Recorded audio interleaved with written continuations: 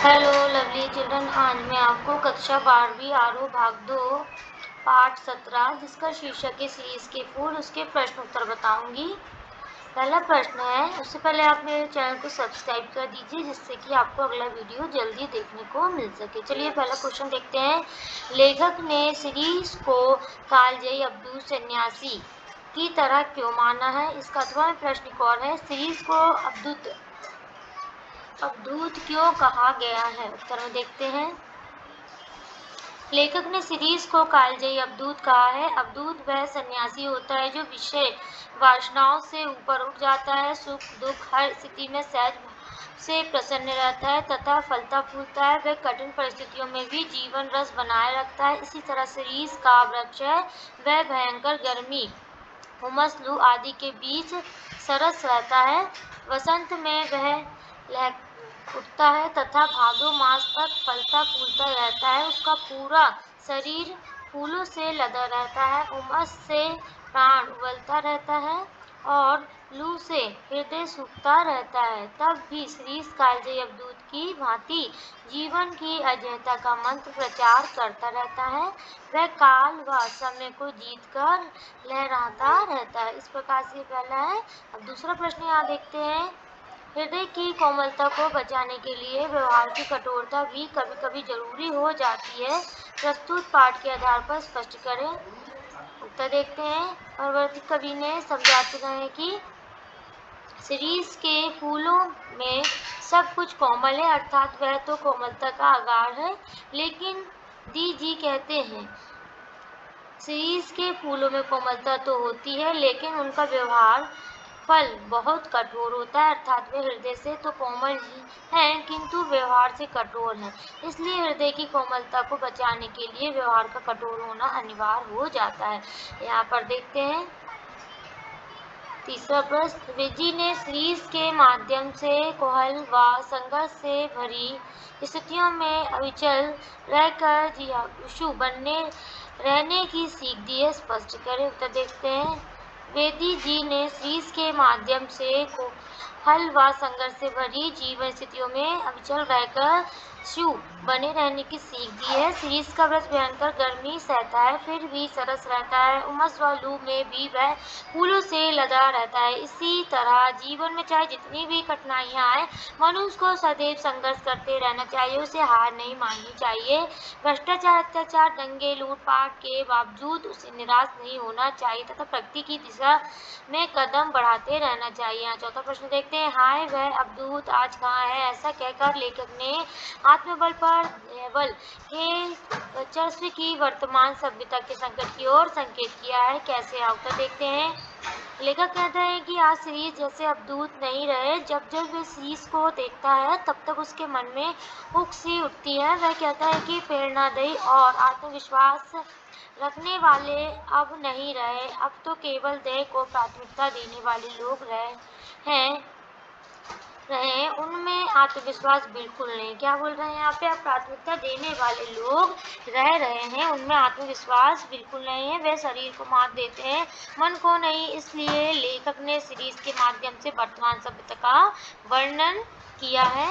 वर्तमान सभ्यता का यहाँ पर वर्णन हुआ है। पांचवा प्रश्न यहाँ देखते हैं। कवि साहित्यकार के लिए अनासक्त योगी की स्थिति, प्रगतता और विगत प्रेम का हृदय एक साथ आवश्यक है, ऐसा विचार प्रस्तुत कर लेखक ने साहित्य कर्म के लिए उच्च अवतारण साहित्य कर्म के लिए बहुत ऊंचा मानदंड निर्धारित किया है।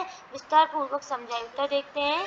विचार प्रस्तुत करके लेखक ने साहित्य कर्म के लिए बहुत ऊंचा मानदंड निर्धारित किया है। विस्तार पूर्वक समझाइए।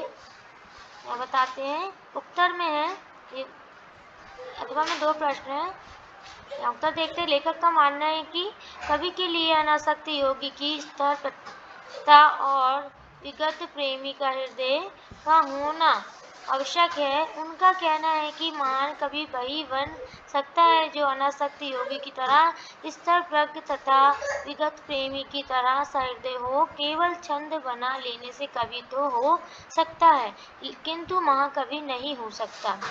संसार की अधिकतर सरस रचनाएं दूतों के मुंह से ही निकलती हैं। लेखक कबीर व कालिदास को महान मानता है क्योंकि उनमें अनासक्ति का भाव है। जो व्यक्ति शीश के, यहाँ बताते हैं उनमें क्या अनासक्ति का भाव है, जो व्यक्ति शीश के समान मस्त बेपरवाह पकड़ किंतु सरस व मदक है, वही महान कवि बन सकता है। सौंदर्य की परख एक सच्चा प्रेमी ही कर सकता है।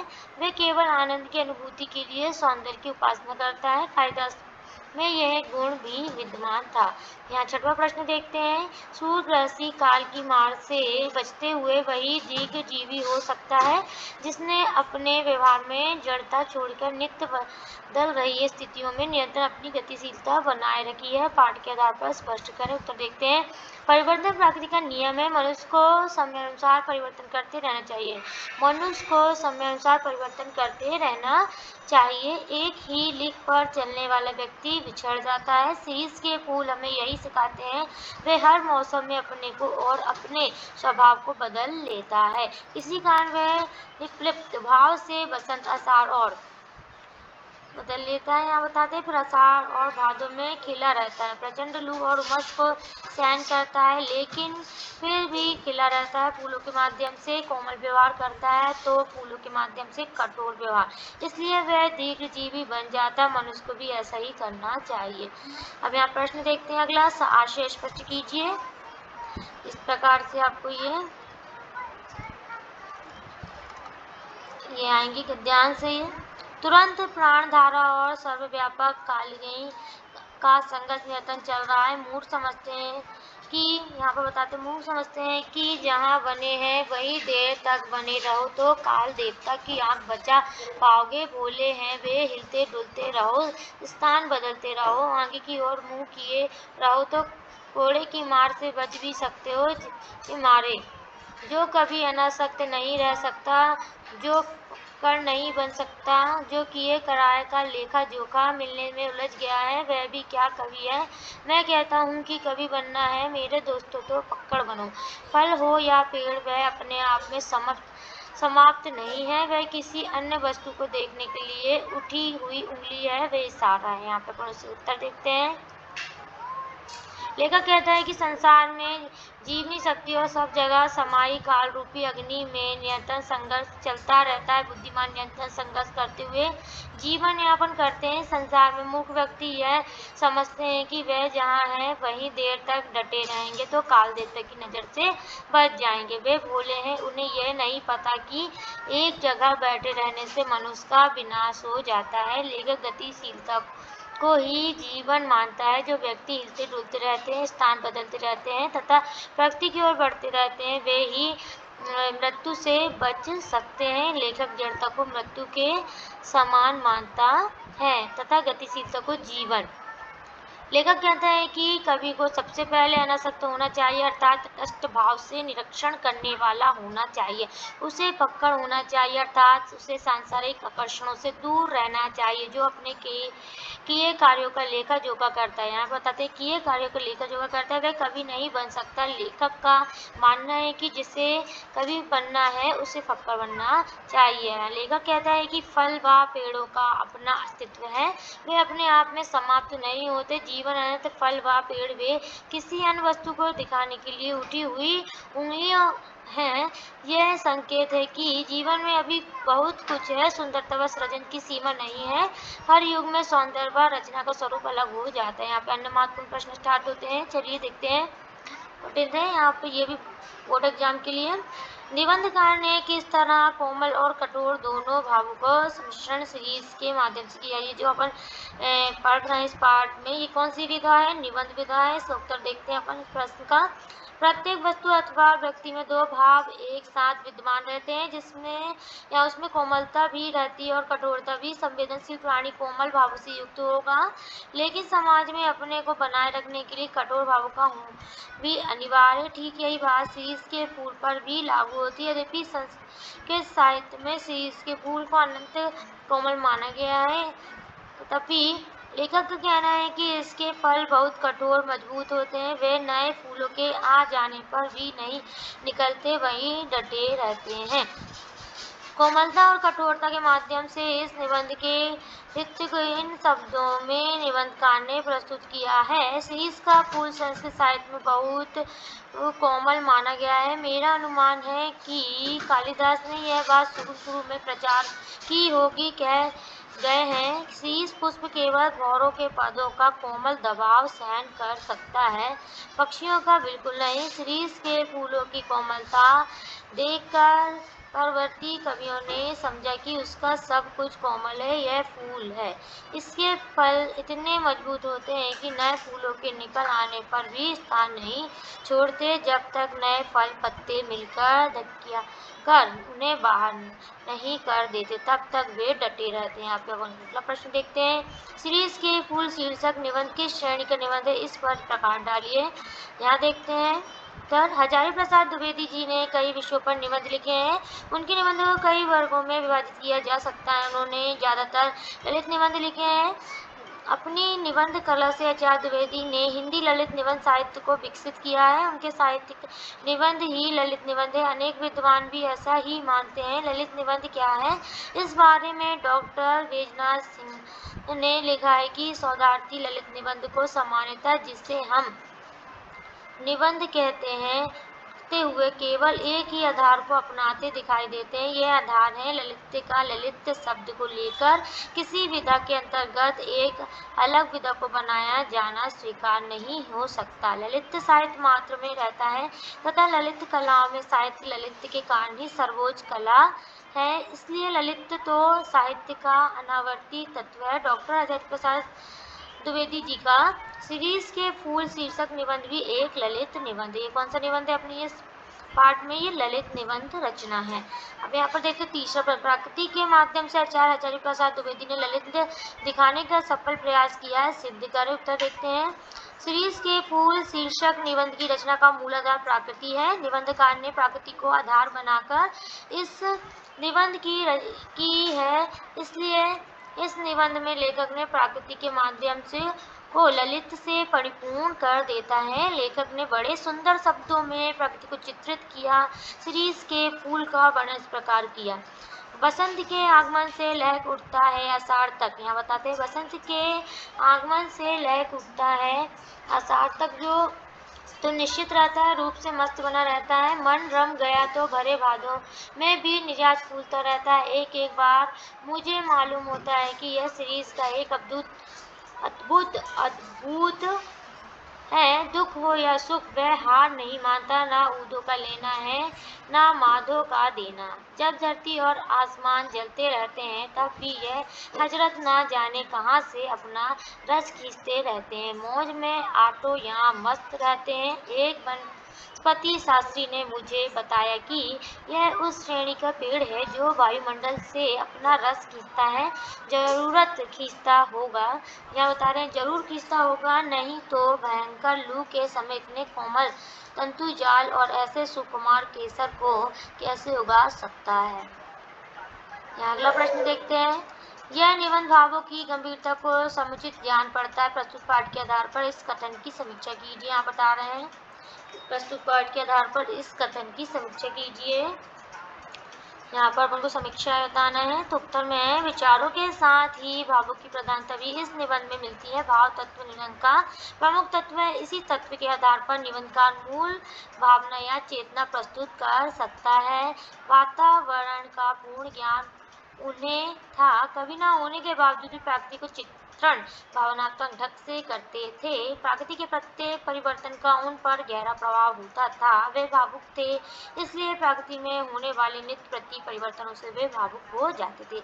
इस बात को स्वीकारते हुए वे लिखते हैं, यद्यपि कवियों की भांति हर फूल पत्ते को देखकर मुग्ध होने लायक हृदय विधाता ने नहीं दिया है, पर नियंत ढूंढ भी नहीं है, या नियंत ढूंढ भी नहीं है। शीश के बताते हैं, शीश के पुष्प मेरे मानस में थोड़ा हिलोल जरूर पैदा करते हैं। यहाँ बताते हैं हिलोल जरूर पैदा करते हैं। निबंधकार का मानना है कि व्यक्तियों की तरह शीश का पेड़ भी भावुक होता है। उसमें संवेदनाएं और भावनाएं भरी होती है। एक एक बार मुझे मालूम होता है कि यह सीरीज एक अद्भुत अवधूत है। दुख या सुख वह हार नहीं मानता। वह क्या है? दुख या सुख को कुछ भी हो वह हार नहीं मानता। ना ऊँटों से लेना है माधो उसको ना देना है। जब धरती और आसमान जलते रहते हैं तब भी यह हजरत ना जाने कहाँ से अपना रस खींचते रहते हैं। मौज में आठों यहाँ मस्त रहते हैं। अतः निबंधकार ने इस निबंध में भावनात्मक का गुण भरा है। यहाँ अगला प्रश्न देखते हैं। जीवन शक्ति का संदेश इस पाठ में छिपा हुआ है, कैसे स्पष्ट करें? उत्तर बता। द्विवेदी जी ने इस निबंध में फूलों के द्वारा जीवन शक्ति की ओर संकेत किया है। लेखक बताता है कि सीरीज का फूल हर हाल में स्वयं के अस्तित्व को बनाए रखता है। इस पर गर्मी, लू आदि का कोई प्रभाव नहीं होता, क्योंकि क्योंकि इसमें जीवन जीने की लालसा है। इसमें आशा का संचार होता रहता है। यह फूल तो समय को जीतने की क्षमता रखता है। विपरीत में जो जीना सीख ले उसी का जीवन सार्थक है। सीरीज के फूलों की जीवन शक्ति की ओर संकेत करते हुए निबंधकार ने लिखा है। फूल है सीरीज, बसंत के आगमन के साथ लहक उठता है। बताते हैं। आषाढ़ तक तो निश्चित रूप से मस्त बना रहता है। मन रम गया तो भरे भादों में भी निर्यात फूलता रहता है। जब उमस से प्राण उबलता रहता है और लू से हृदय सूखता रहता है। एक मास सीरीज कालजयी अवधूत की भांति जीवन की अजयता का मंत्र प्रचार करता रहता है। इस प्रकार निबंधकार ने सीरीज के फूल के माध्यम से जीवन को हर हाल में जीने की प्रेरणा दी है। उन्होंने कई भावों को इस निबंध में प्रस्तुत किया है। यह निबंध संवेदनाओं से भरपूर है। इन संवेदनाओं और भावनाओं का विस्तार पूर्वक चित्रण आचार्य जी ने किया है। ये एक श्रेष्ठ निबंध बता रहे हैं। यहाँ पर छठवां प्रश्न देखते हैं। निबंधकार का अधिकार लिप्सा से क्या आशय है? उत्तर में इस निबंध में एक प्रसंग में निबंधकार ने अधिकार लिप्सा की बात कही है। इस तथ्य ने भी प्रस्तुत निबंध के ललित्य को बढ़ाया है। निबंधकार यहाँ पर बता रहे प्रस्तुत निबंध को बढ़ाया है। निबंधकार कहता है कि प्रत्येक में अधिकार लिप्सा होनी चाहिए, लेकिन अधिकार लिप्सा का अर्थ यह है कि जीवन भर आप यहाँ बताते हैं चाहिए, लेकिन अधिकार लिप्सा का अर्थ यह है कि जीवन भर आप एक ही जगह जमे रहो। दूसरों को भी मौका देना चाहिए ताकि उनकी योग्यता को सिद्ध किया जा सके। बसंत के आगमन के समय जब सारी वनस्पति पुष्पपुत्र से मंडित होती रहती है, सीरीज के पुराने फल पूरी तरह लड़खड़ाते रहते हैं। मुझे उनको देखकर उन नेताओं की याद आती है जो किसी प्रकार जमने का रुख नहीं पहचानते और जब तक नई पौध के लोग उन्हें धक्का मार कर निकाल नहीं देते तब तक जमे रहते हैं। मैं सोचता हूँ पुराने कि यह अधिकार लिप्सा क्यों नहीं समय रहते सावधान हो जाती। इस तरह निबंधकार ने अधिकार भावना को नए अर्थों में प्रस्तुत कर निबंध की वित्तीय योजना को प्रभावी बना दिया है। उत्तर देखते हैं। यहाँ अगला प्रश्न है, फिर उसका उत्तर बताएंगे। व्यंग्यात्मकता का इस निबंध की मूल चेतना है। प्रस्तुत पाठ के आलोचक में इस पर प्रकाश डालिए। उत्तर देखते हैं। इस तत्व का प्रयोग करके निबंधकार ने अपने निबंध को बुलझिल होने से बचा लिया है। डॉक्टर सक्सेना के शब्दों में आपकी रचना दीदी में कहीं कहीं व्यंग एवं विनोद भी विद्यमान है। आपको यहाँ व्यंग अधिक कटु एवं तीखा नहीं होता, किंतु मर्मस्पर्शी होता है और हृदय को सीधी चोट न पहुँचाकर स्थायी प्रभाव डालने वाला होता। परंतु निबंध में व्यंग्य तत्व का स्वाभाविक प्रयोग हुआ है। द्विवेदी जी ने सीरीज के पेड़ की शाखाओं की कमजोरी और कवियों के मोटापे पर व्यंग्य करते हुए लिखा है। यद्यपि पुराने कवि बाउल के पेड़ में ऐसी डोलाओं को लगा देखना चाहते थे, पर सीरीज भी क्या बुरा है। डाल इसकी अपेक्षाकृत कमजोर जरूर होती है, पर उसमें झूलने वालियों का वजन भी तो ज़्यादा नहीं होता। कवियों की यही तो बुरी आदत है कि वजन का एकदम ख्याल नहीं रखते। मैं सुगंधित नरपतियों की बात नहीं कर रहा हूँ, वे चाहे तो लोहे का पेड़ लगवा लें। इस निबंध की एक और विशेषता है स्पष्टता। द्विवेदी जी ने जो विचार अथवा भाव प्रकट किए हैं उनमें स्पष्टता का गुण विद्यमान है। उनके भावों में कोई उलझाव या बिखराव नहीं है। अब यहाँ पे आठवां प्रश्न देखते हैं। श्री अवधूत और गांधी जी एक दूसरे के समान कैसे हैं? पाठ के आधार पर स्पष्ट कीजिए। उत्तर में है सीरीज के अवधूत रूप के कारण लेखक को महात्मा गांधी की याद आती है। सीरीज तरु अवधूत की तरह भाव परिवर्तन वर्षा आंधी लू सब में शांत रहता है। धूप वर्षा आंधी लू सब में शांत बना रहता है तथा पुष्पित पल्लवित होता रहता है। इनकी तरह की महात्मा गांधी भी मारकाट, अग्निदाह, लूटपाट, खून खच्चर को डर के बीच स्थिर रह सके थे। इस समानता के कारण लेखक गांधी जी को याद करता है। जिस तरह से इस वायुमंडल में रस खींचकर इतना कोमल व कठोर हो सकता है, उसी तरह महात्मा गांधी भी कोमल कठोर व्यक्तित्व वाले थे। ये वृक्ष और मनुष्य दोनों ही अवधूत हैं। यहाँ 9वां प्रश्न देखते हैं। हाय वह अवधूत आज कहाँ है? लेखक ने यहाँ किससे स्मरण किया है, क्यों? यहाँ तो प्रश्न बनता है। हजारी प्रसाद द्विवेदी ने शीर्ष के धर्म में महात्मा गांधी का स्मरण क्यों किया है? सामान्य निरूपित कीजिए। यहाँ उत्तर देखते हैं। हाय वह अवधूत आज कहाँ है? लेखक ने यहाँ महात्मा गांधी का स्मरण किया है। शीर्ष भयंकर गर्म लू में भी सरस व फूलदार है, सरस व फूलदार बना रहता है। गांधी जी अपने चारों छाए अग्निकांड और खून खच्चर के बीच स्नेही, अहिंसक व उदार दोनों एक समान कठिनाइयों में जीने वाले सहज व्यक्तित्व हैं। इस प्रकार से यहाँ पे इस पाठ के प्रश्न उत्तर यहीं समाप्त होते हैं। अगर मेरा ये वीडियो आपको पसंद आया हो तो आप मेरे चैनल को सब्सक्राइब कीजिए, लाइक कीजिए, कमेंट कीजिए, जिससे कि आपको मेरा अगला वीडियो जल्दी देखने मिल सके।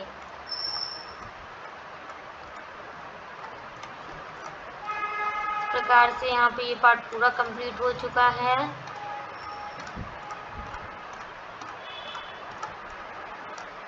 Thank you.